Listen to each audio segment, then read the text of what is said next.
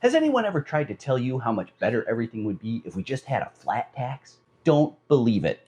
The flat tax is a rich man's scam. Despite more than 2 millennia of history and vast literature on the subject, written by some of the most eminent names in economics and philosophy, including Jesus Christ, support for the flat tax has come roaring back in our day.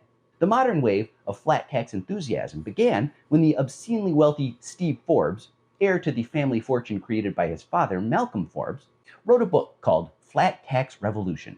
He proposed a 17% flat tax on all earned income, while eliminating pesky taxes that affect the rich, like capital gains and inheritance taxes. A big selling point was that he was going to abolish the IRS and allow people to file their taxes on a postcard, something that would only take minutes to do. Forbes felt so passionately about his flat tax idea that he ran for the Republican nomination for president in 1996 and 2000, losing hard both times. But the flat tax, once a fringe idea supported only by wealthy cranks and loonies, went mainstream in 2015. In a crowded field of Republican presidential hopefuls, almost all fervently embraced the flat tax. Heritage Foundation economist Stephen Moore, a longtime flat tax devotee, crowed in the Weekly Standard. A number of GOP candidates, including Rand Paul, Rick Perry, Ted Cruz, and Scott Walker, are all looking to go flat with a radically simplified postcard tax return. Mike Huckabee wants a low flat rate tax too, but he would use a sales tax, not an income tax, i.e., no tax return at all. Candidates like Marco Rubio and John Kasich, supposedly more sober alternatives to any wild-eyed fringe contenders, also expressed support.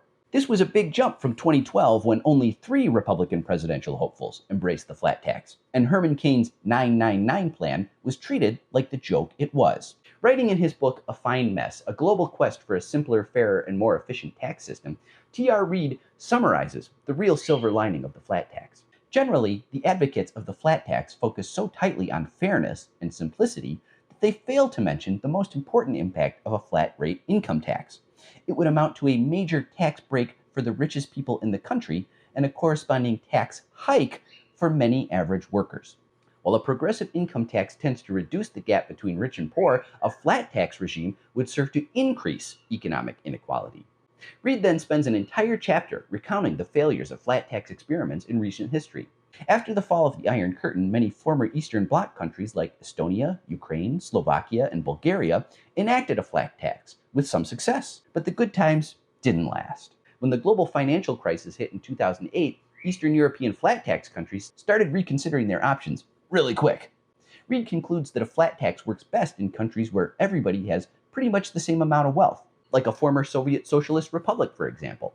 It helps, he says, if your country has no investment capital, pays super low wages, and is trying to build an economy from basically nothing. You also need a population that's willing to cough up a 20% sales tax and a business community willing to hand over about 34% in Social Security taxes for every employee.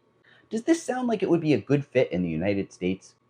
I don't think so, but apparently many modern Republican presidential candidates disagree. It should come as no surprise, because we know how rich people are financing both sides of modern electoral politics. Don't you think it's time we ditch these jerks? Please give a like, a follow, a favorite, and subscribe to my free Substack. Let's make them pay.